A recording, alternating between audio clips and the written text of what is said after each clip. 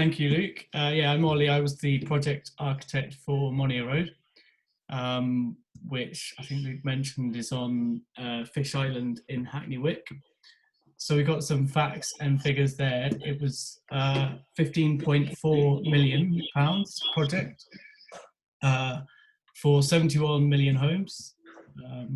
And it was a joint venture partnership between Peabody and Hill, and it was completed in 2018. So I'll start with a history of Fish Island, and that'll hopefully provide some context to our project. And then I'll show some photographs of our completed scheme so that you can see our response. So Fish Island sits it's south of Hackney Wick Station and just west of the Olympic Park. Its borders are very clearly defined by the canals in the west and north, and the A12 road to the west. So that previously used to be a railway. So whilst it's not an island, it has an island feel about it because of the infrastructure, and it's therefore known as an island.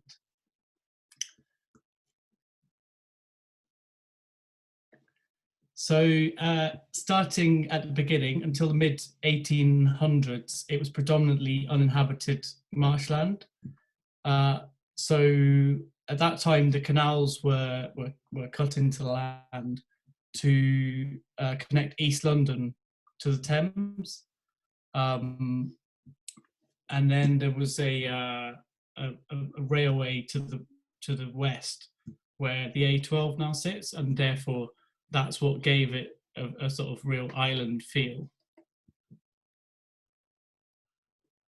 So late 1800s, the canal made it a very attractive slice of land for the industry, for industry.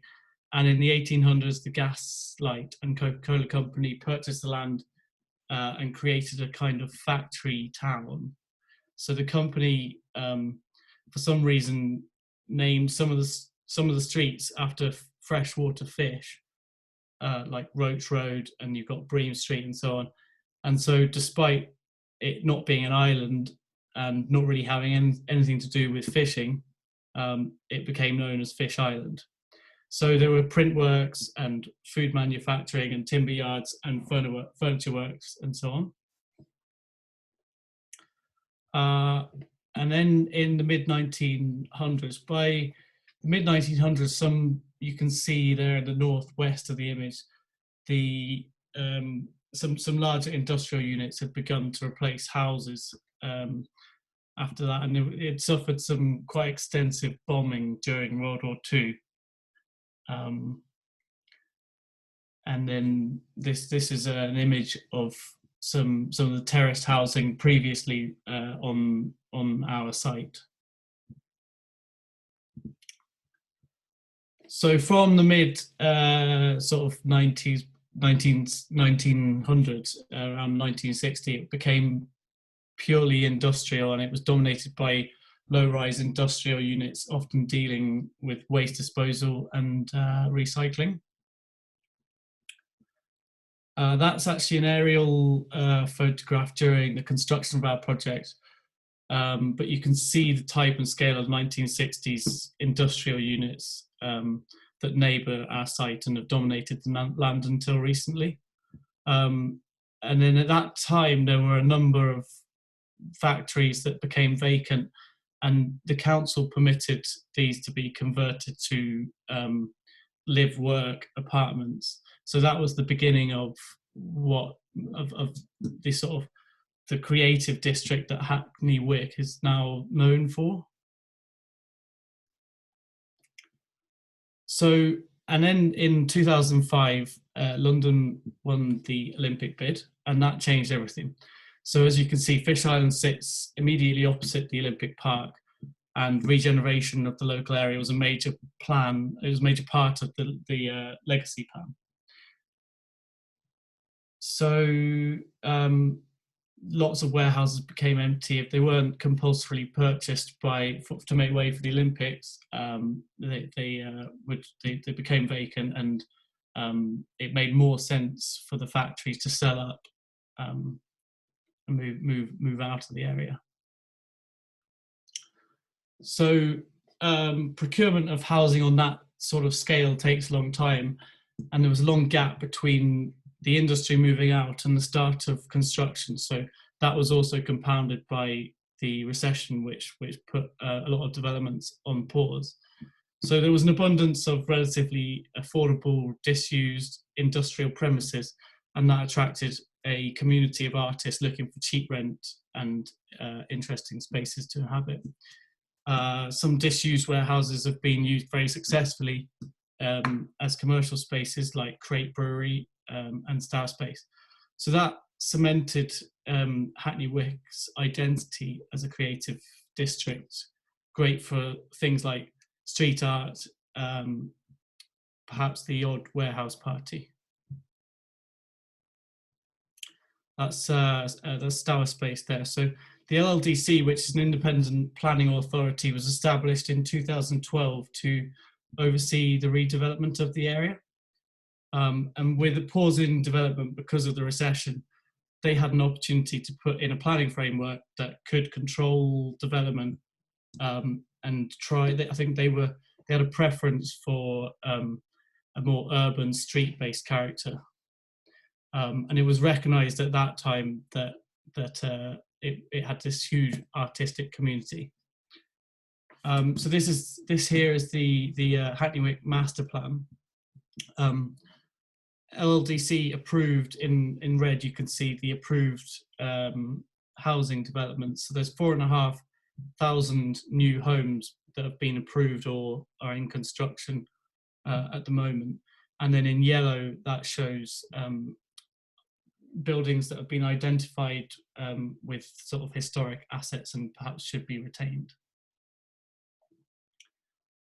So the Neptune Wharf development, which our site is a part of, it was it's an approved scheme, or it's now built, but it was an approved scheme for 580 homes with 3,000 square meters of commercial space across 6 acres of land north of Wick Road.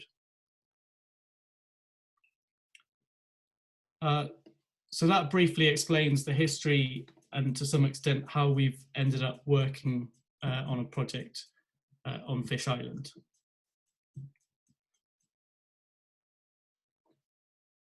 So the Neptune Wharf site, I sort of identified in red there. In 2015, Peabody and house builders Hill formed a joint venture to purchase the site from Lind Hill, and that already had planning permission for 580 homes that had been granted in 2014. So it was at that point that Pitman Tozer were brought on board, alongside, as Luke said, Howard Tompkins and Lyndon Good Architects, to take the project through to completion. We'd been given the Monia Road site, which is the small red box to the southeast of the main site.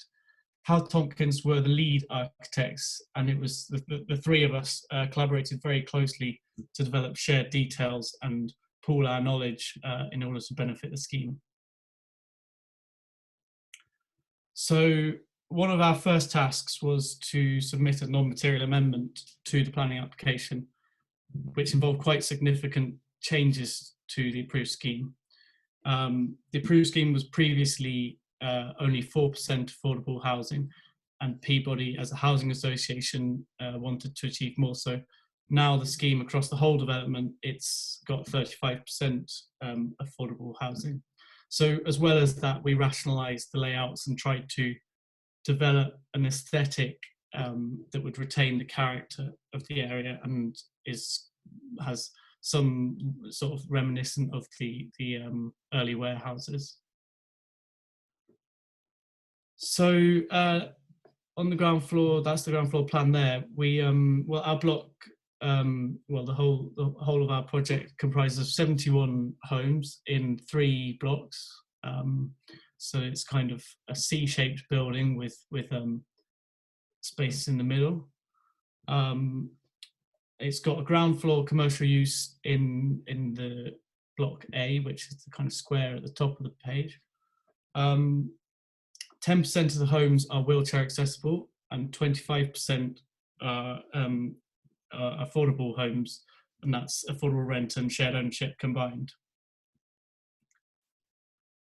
So work started on site in 2016, and the first residents moved into the building in 2018.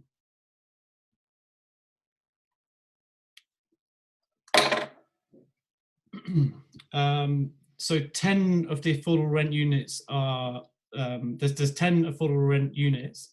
They are all maisonettes, and they each have a street-facing front door and have private gardens to the rear. So the private sale units that are also maisonettes, and they sit above, the private sale units above the affordable rent units are also maisonettes.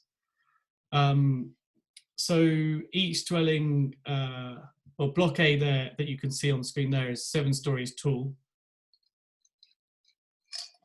Sorry, I'll just take a drink there. Block A is 7 stories tall, with a recessed top floor, so you can't really see it in these images. And then block B and C are both 4 stories tall. So each private sale dwelling has an inset balcony, and 95% of the flats are dual aspect. We've tried to source inspiration there from neighbouring warehouses, such as that recessed brick and a ground floor plinth. So in the next image, there you go, that's kind of, the first image there was of a neighbouring warehouse, and that one is trying to kind of show how we have taken that detail and worked kind of with it, not replicated it, but kind of inspired by it. So all the private sale homes are accessed by external deck access within internal courtyards, and all the affordable rent homes that you can see there have a private rear garden. So this is showing the courtyard and the sort of deck access, the start of the deck access to the private sale homes. That's an external stair to the private sale homes. Okay, and then the ground floor of one of the blocks, block A, is the ground floor of most of the whole development is dedicated to maker and studio workspaces. So there's a sort of enterprise called the Fish Island Innovation District, and that's been co-developed by a company called the Trampery and Peabody, and it comprises of workspace and housing. It combines housing and workspace. So the ground floor workspace at Monia Road is fitted out as 7 fashion units, specifically for startup fashion brands.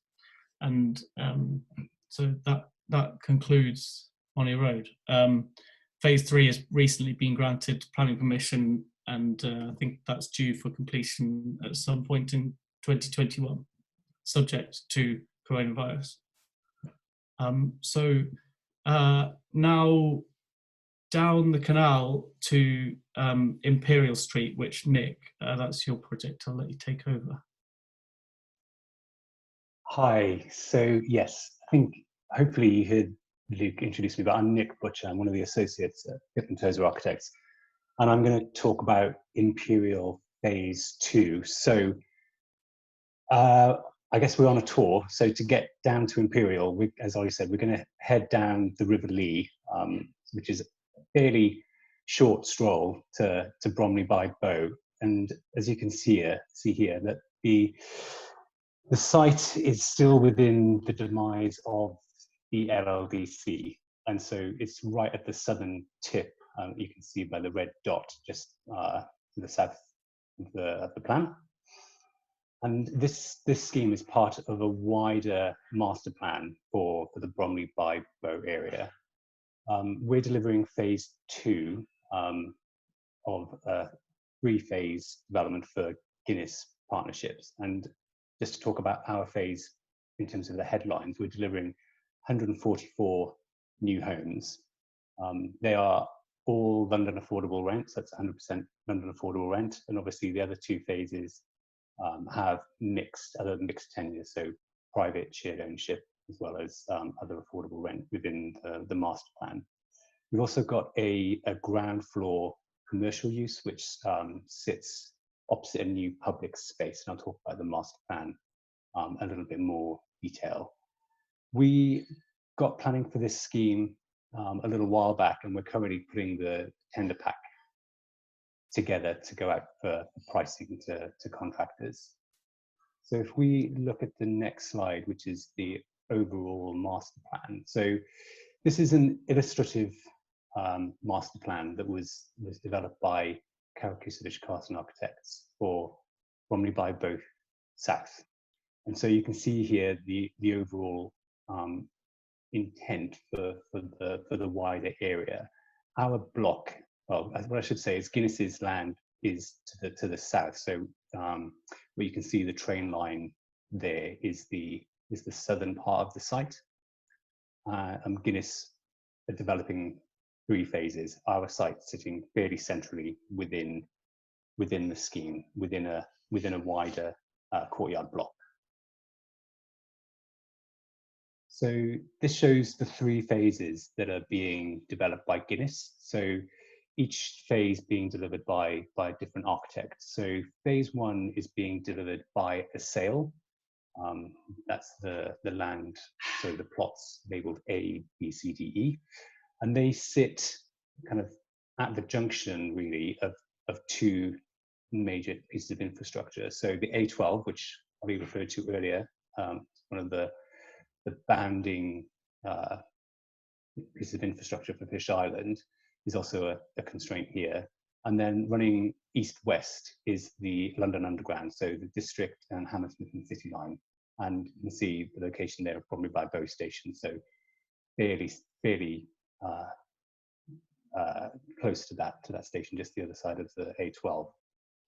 So phase 2 is our plot, sitting centrally within the site, and then phase 3, which is being delivered by PRP Architects. So that has frontage onto the River Lee, and you can see there to the green patch of land, which is a linear park running up to the riverfront, all being delivered by Guinness.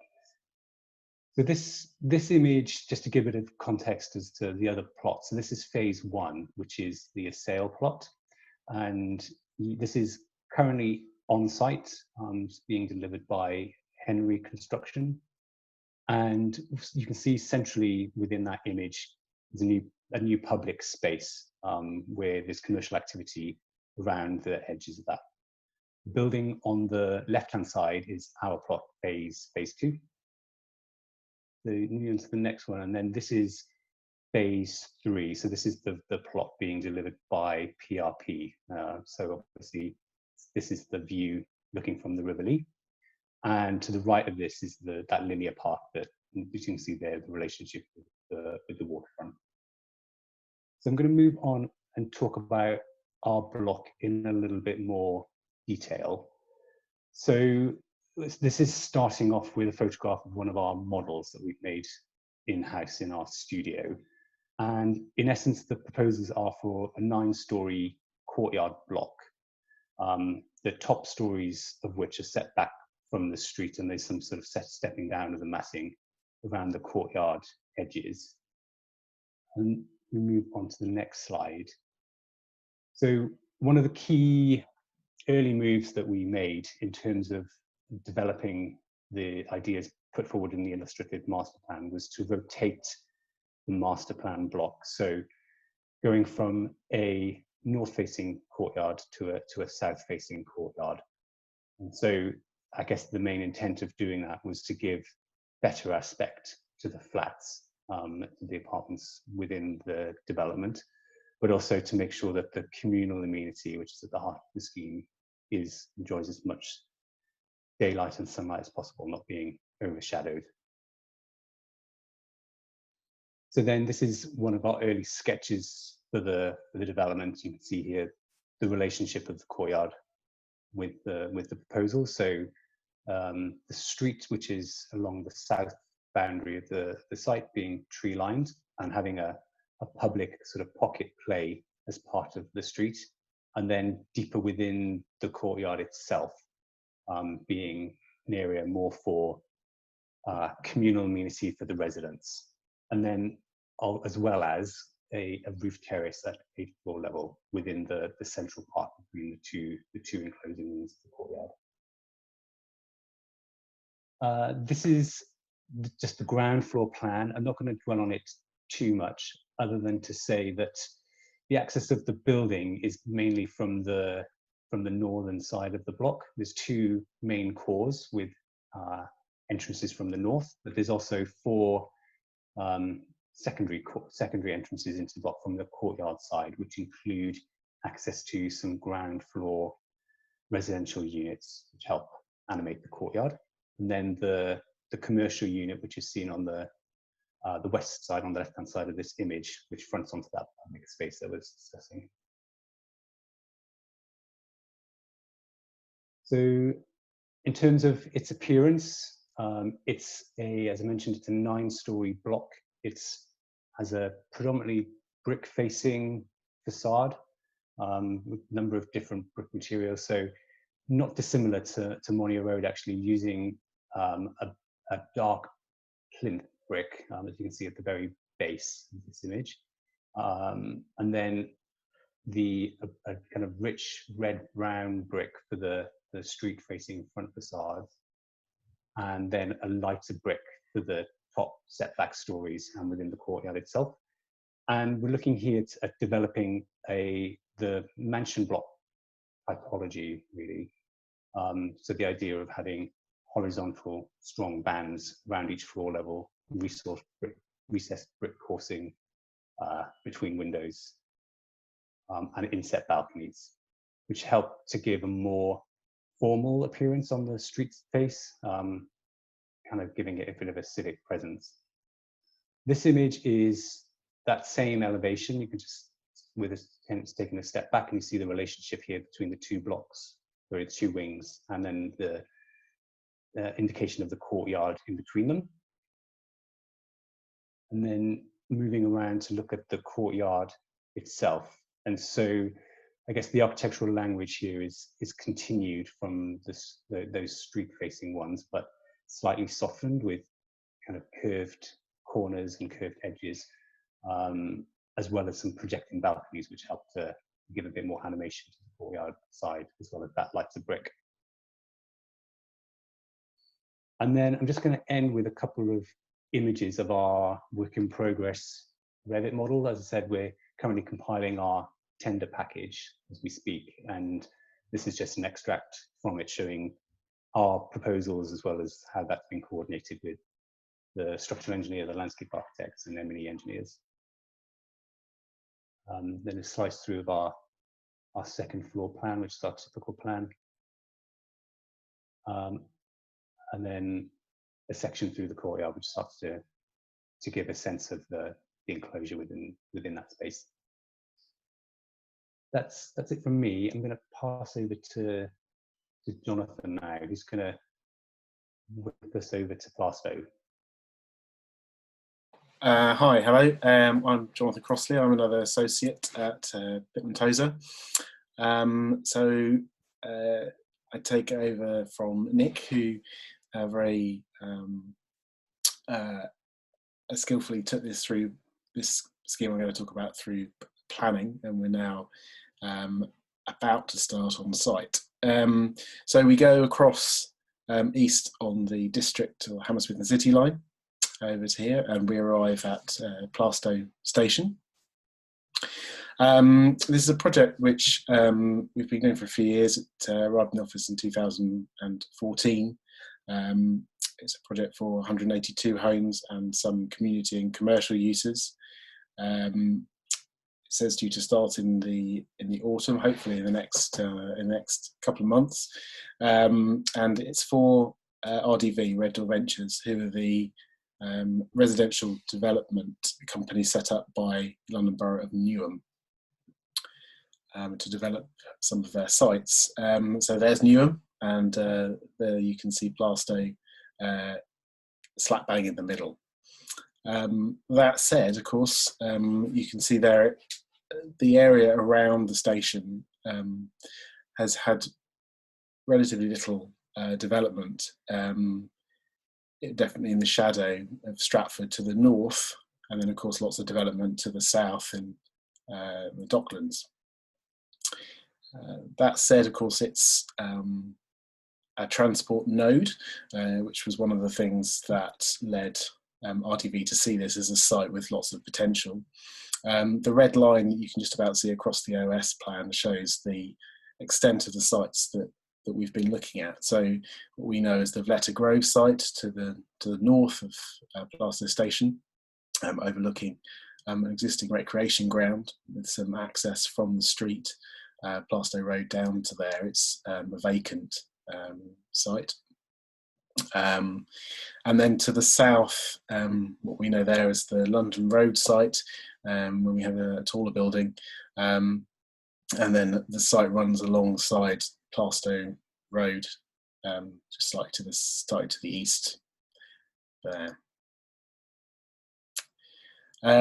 So Nick's work a few years ago, we were looking at the constraints of the site, lots of views to the north, over to the recreation ground. The blue shows some sites which were up and coming at the time and subject to other planning applications. And then the pink line showing a route through the sites, linking the areas together in a port connection via a pretty poor ramp going down to the recreation ground, and then also through the site to the south down to the residential areas, off what is a bridge over the railway down to the south. So this shows the eventual scheme on the site. You can see the Vleta Grove building and how it developed with some community uses at ground floor and lower ground floor, making the most of the step down that you go take from the bridge over the railway down to the recreation ground, with a new public space there. And then to the south, Station Square, which is a new public space over some car parking below, with 3 buildings to the west, south and east of there. This again showing the development of the landscape, and the landscaping was quite key in extending the quality, bringing some quality landscaping to the edge of the recreation ground. A terrace on the 5th floor of the Vleta Grove building, the new square off to the just south of there, and then public spaces, to the side of the station building. And then you can see the eventual massing. There were various schemes and proposals for this. It was in development for quite a long time. So the main massing proposal is a taller tower of 23 stories next to the existing building, Settle Point, over there next to the railway station. On the other side of the road, Vleta Grove, which is 15 stories at its maximum, and then five stories for that tail length of it, to try and prohibit some of the overshadowing, get something to all over the recreation ground. And a couple of pictures of the model that we developed towards the planning application that went in a couple of years ago. From the other side, so that's the side of Vleta Grove overlooking the recreation ground with the building cutting away. It's worth noting that the form, that slant of Vleta is very much down to water main sewer that are in the ground along the line of the old road that was there before the bridge was built over the railway. So that was very kind of a hemmed-in site. And then the tower. This is the buildings are now all brick.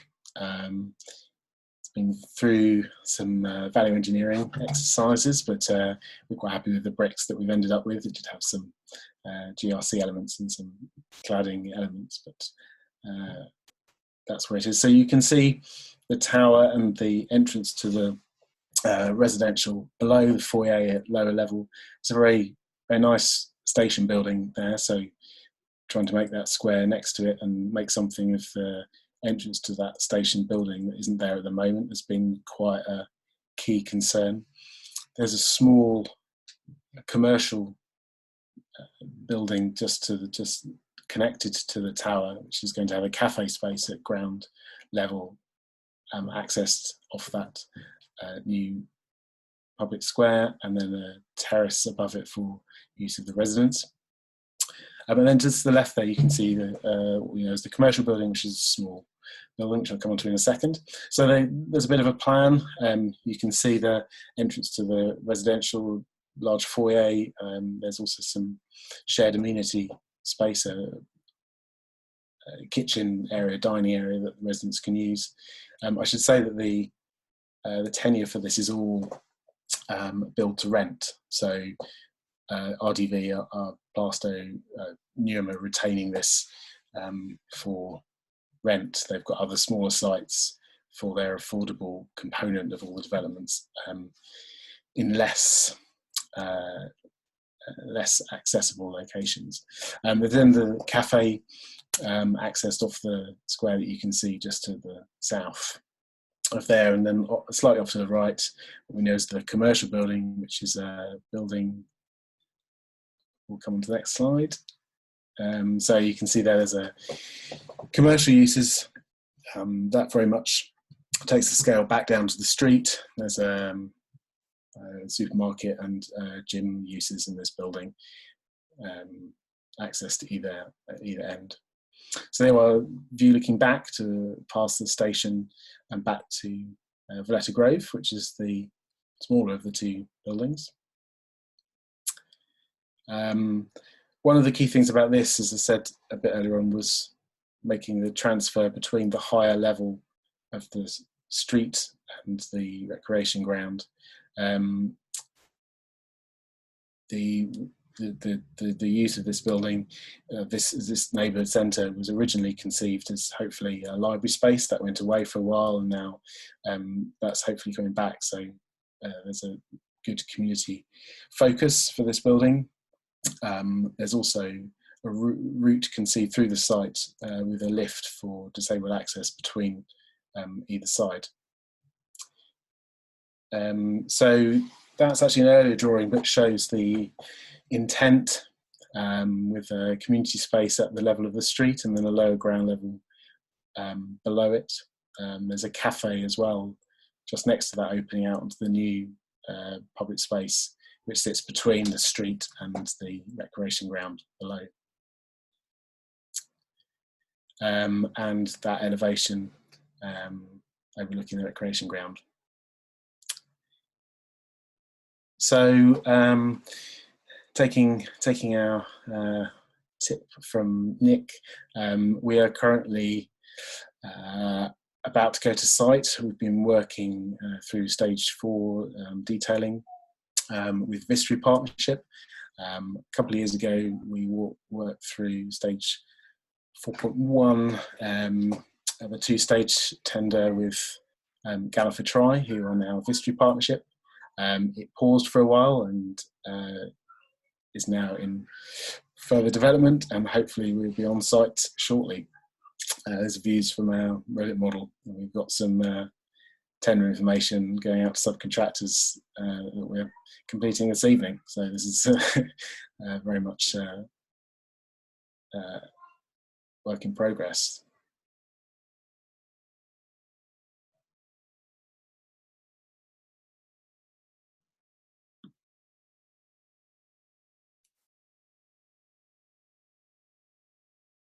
Great. Thank you very much, guys. That's fantastic. Luke, are you unmuted? I've just unmuted myself, I think. Yeah. Good. I mean, Luke, could you? I mean, 3 very different projects, but obviously they kind of share a material language and a kind of geographic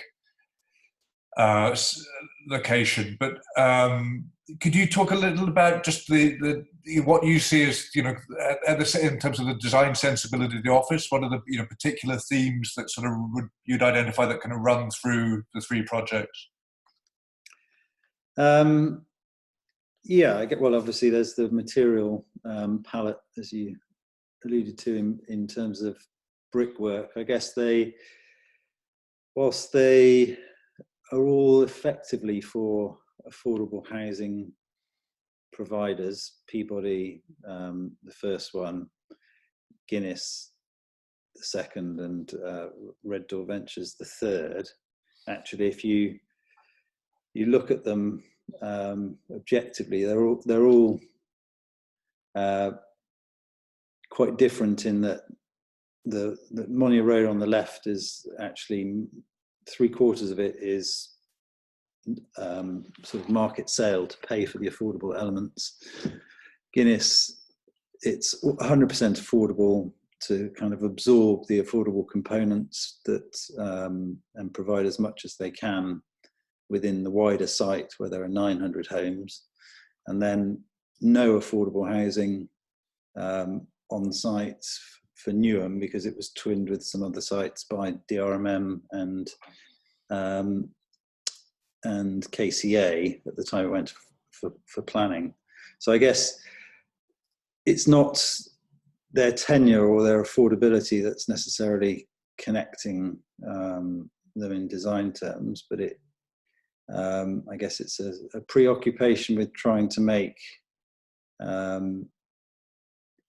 good housing, well lit, with good daylight and good cross ventilation. I mean, it's, I guess, interesting that the things that have sort of stayed the same about them have also been tested both by the economics and sort of land values and things that have changed over the course of the last 6 years, but also things like climate change, sustainability,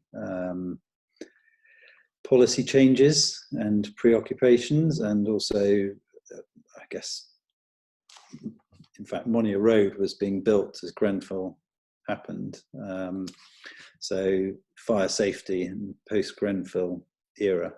Mm-hmm. So we've been having to, I guess, test our designs and modify them to meet a changing economic and legislative environment.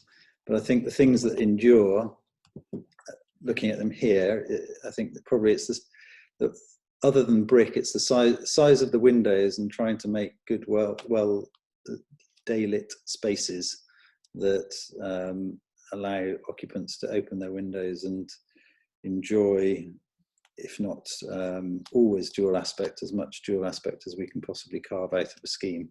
We're often working within frameworks that are set beyond our brief, if you like. As Ollie mentioned, we inherited a planning consent that we had to re-engineer at Monia Road. We're working within a master plan at Imperial Street, where we managed to make kind of quite significant changes in both cases. And then I guess at Plaistow, we were working with, and going beyond the kind of planning framework, we're working with the design review panel. They're chaired by Neil Dealey, to be able to justify the sort of size and scale of development through design quality and improvements to the public realm. So making, good new spaces for the community that don't currently exist. And I guess that. I mean, I think it's about 6 years since you finished Mint Street, which is, yes, which is, I think, the first substantial housing project that you realised as a practice. Now, just when you alluded to Grenfell as one, significant kind of change, that's happened. The implications of Grenfell have been a significant change in the years since. But are you broadly optimistic about the kind of culture of housing delivery in London? How do you see it having changed in the years since you did that first building? Well, I think the reasons to be optimistic are the re-emergence, frankly, of the local authorities. And thankfully we're now working with a number of them, but I think it's genuinely a good thing that the state, even at local level, is getting back involved and wanting to build housing and not necessarily then selling it off to the, to the highest bidder, or selling land off and expecting the market to provide. So Newham in Plaistow is taking that rent. It's all build to rent, as Jonathan mentioned, but that rent goes back to Newham to pay for their services, and any surplus beyond a certain level goes back into their affordable housing pot. So I think having people like Peabody and Guinness and local authorities that have long-term views and are long-term custodians of land, whether public or quasi-public, those are reasons to be optimistic that there's a quality agenda and a kind of desire for creating good places that hopefully will take the sort of pressures of development as London seems to continue to grow east. I hope we've got 6 to 8 people here, so I hope some of you will put some questions in the group chat. We do already have one from Neha Tayal. Neha, I'm going to unmute you so you can ask it yourself. You've got the microphone now. Are you there? Hello. Hi, everybody. Thank you, everybody, for the presentations. Very interesting schemes indeed. My question was really about sometimes the struggle around a set brief that we start with, and then the brief sort of keeps changing. You mentioned in Plaistow you're trying to get the scale of development going by justifying it. Were there any struggles with regards to capacity and density and the brief changing quite a bit of few times? Absolutely. And Nick can talk in much more detail about it, but when we started at Plaistow, it was a scheme for 80 homes, and then over the course of, I think, 2.5 years and various design review, it grew to being, well, it went up to 220 at one point and then came back down to 182. I think the brief from the client was quite broad in some ways. It was try and get as much housing as you possibly can on the site that we own, and do what you need to be able to make it as good as you can and create a good new space for the local area. So in a way, we had a client that was flexible and worked with us to keep changing the brief, but that did mean that it took quite a long time to develop. Yeah, and I think just picking up on that as well, I think one of the challenges at Plaistow was that given the location of the sites adjacent to the underground station, the planning authority definitely had it in mind the creation of a new local town centre to reinvigorate the high streets in this location. And Redhill Ventures are primarily a residential led venture. That's their bread and butter, and so they were keen to deliver what the planning authority wanted in terms of creating a place that people would want to come and live in as much as anything else, as well as serving the existing community. But in terms of developing the commercial uses for that brief, they didn't really. We needed to seek external advice in terms of how we could develop that, and so liaising with commercial providers and commercial agents, particularly for an area that was commercially had quite low values, was one of the real challenges in developing the scheme. Jonathan mentioned the library use, which was a real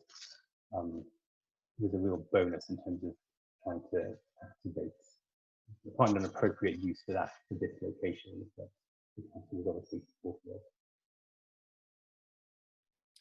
I wondered, I was particularly intrigued. You obviously referred to the mansion block tradition in the second of the three projects in Imperial Street, and that's a subject that at the moment the Architecture Foundation is working with Karen Templin, who I know is here in the audience tonight, trying to make working on a book which will be published next year, which is a kind of survey of the London mansion block as a type, kind of running from the 19th century through to the present day. I just wondered if that is a kind of tradition that you've referred to more broadly in the practices work, and do you see it as having a particular application to the kinds of densities that you're being expected to deliver in London now?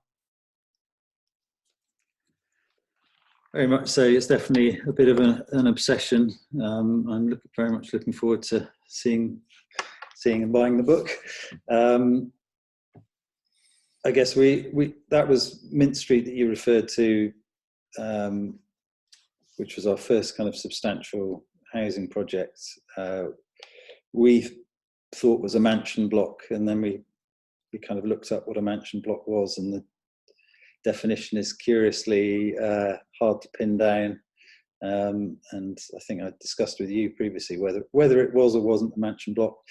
And I guess Imperial Street, I'm still not sure is a mansion block. We think it more of a mansion court, but I guess it shares a number of characteristics.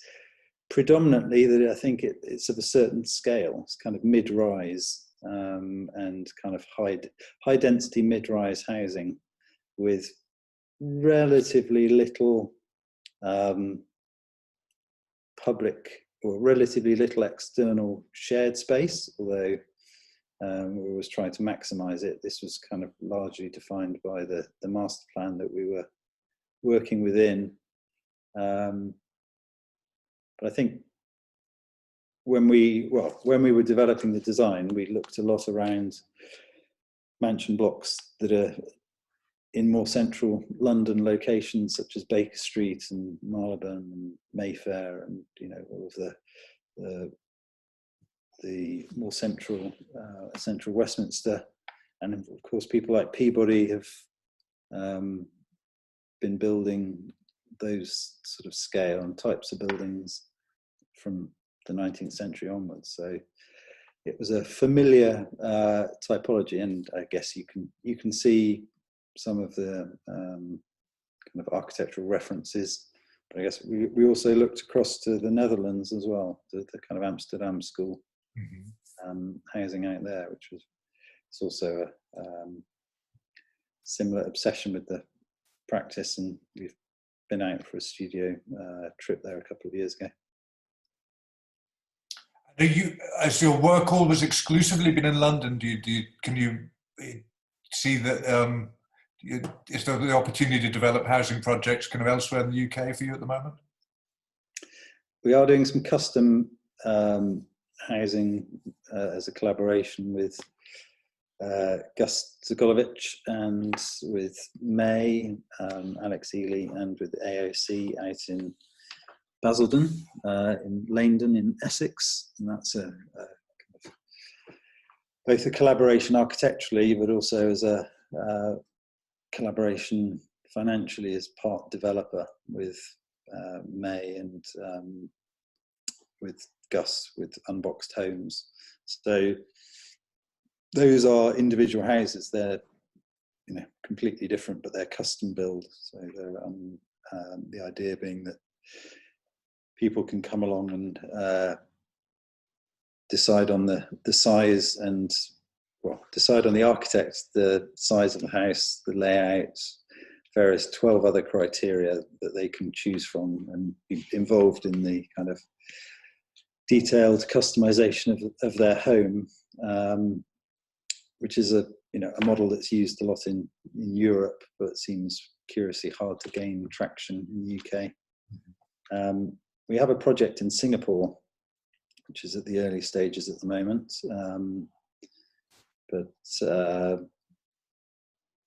most of our UK housing is predominantly in London. And I think it's mostly it's driven by two things. One, that's where the sort of largest demand, and in terms of values, but I think also, frankly, it's quite hard for us to compete regionally on fees with regional architectural practices, because we have central London overheads, and maybe that's something that will change post lockdown. But when you have higher overheads, you have to charge higher fees to make them work. And I think that's partly why, partly commercial, why we're operating in London, but also London tends to be where the higher density and higher value work is. We have a question from Chloe Phelps. Chloe, I'm unmuting you. You have the microphone. Okay. Hello. Hello, Chloe. Oh, sorry. Hang on.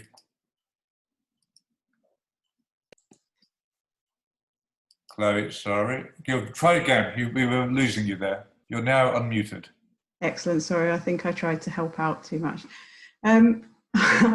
Yeah, so I guess my question is, I mean, we work together already, Luke, but it's kind of it's kind of a question out of nosiness as much as anything, in terms of these three schemes are kind of quite similar in their kind of appearance, mainly because you've authored them. But how has the briefing differed between public and private sector organisations? And maybe there's not really that much difference, but it'd be interesting to know a little bit about what was the original brief for each one of these. And with the rise of the public sector, more recently, are you starting to see a change in how private sector clients are commissioning and briefing new schemes?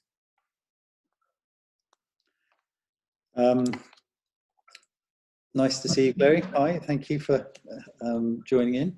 Well, I guess the first two, curiously, actually were both for private developers in some way. The Monia Road, as Ollie mentioned, was in Peabody bought the site with a consent, which was from a private developer, which had a very low level of affordable housing. But the thing that we had to keep to was the sort of height restrictions and the scale and massing. But within that, we had to meet Peabody's brief. And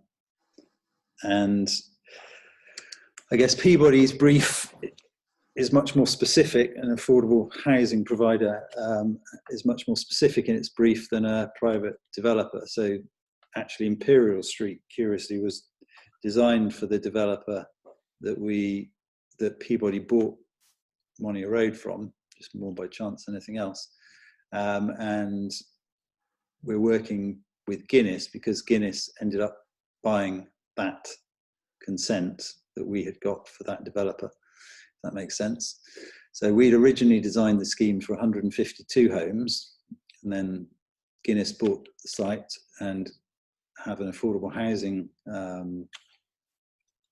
brief, which frankly is the biggest difference is that they want more family homes. So rather than maximising the number of 1s and 2 beds, they want to try and get as many large family homes within the same envelope as possible. So actually it's now 144 homes rather than 152 within the same envelope.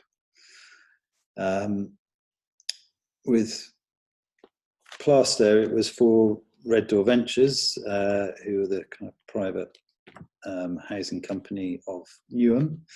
But the brief there was more to do with its location as close to the transport, right next to the tube station, it being more suitable for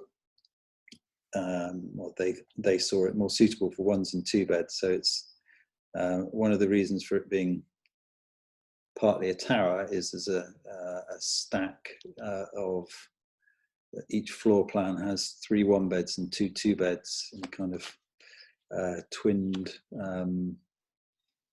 design around a central core. So it was about maximising ones and twos to maximising their revenue based on the location being so good for commuters, and then that being twinned with sites designed by DRMM and KCA, providing affordable homes on other streets nearby, which met their affordable spec. I think the common thread through all of it, which shouldn't go unrecognised, is the importance of the London Housing Design Guide, or now the Housing SPG, which basically governs a lot of, I know there's the term the London vernacular, but the reason that there are lots of London housing is in some ways quite similar is actually because we're all working with the same rule book, basically. And that frankly has done many good things in terms of space standards and external amenity space, which frankly, if you're in a lockdown flat now in a permitted development with no balcony and no space standards, you'd be very grateful to be in a piece of housing where the London Housing Design Guide had been applied and where planning regulations were applicable.